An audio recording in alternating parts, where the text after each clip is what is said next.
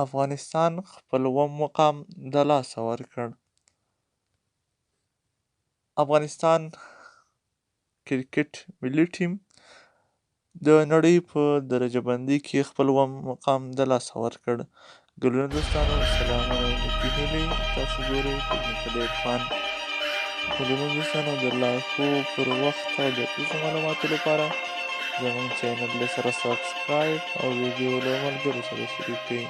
افغانستان خپل اووم مقام لاسه ورکړ. د دې جزئیات به څه وي؟ څوک مخته شول؟ چا لوبې وکړې؟ او افغانستان ولې څټ ته راغی؟ افغانستان خپل اووم مقام د لاسه ورکړ.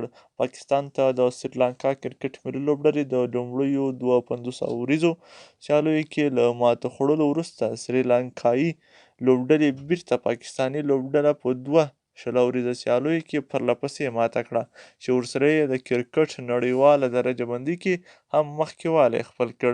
د دواړو کرکټ ملي لوبډلو ترمنځ د 3 وریزو سیالیو په لړ کې سریلانکا لوبډلې د مسلسل 2 بریاوو خپلولو سره 8 امتیازونه په ګټلو د کرکټ 20 وریزه سیالیو په درجه بندۍ کې د افغانستان کرکټ ملي لوبډلې اووم مقام خپل کړ. د کرکټ نړیوالې شورا لخوا د 20 وریزو سیالیو په درجه بندۍ کې اوس مهال په 230 امتیازونو سره سریلانکا اووم او په 215 امتیازونو سره افغانستان 8م مقام له ځان سره لري، خو پاکستان لا هم د دغه درجه بندۍ په سر لومړی مقام کې ځای لري، ورپسې انګلستان دویم او اسټرالیا دریم مقام کې قرار لري. دا هغه معلومات وو چې تر تاسو مو شریک کړ.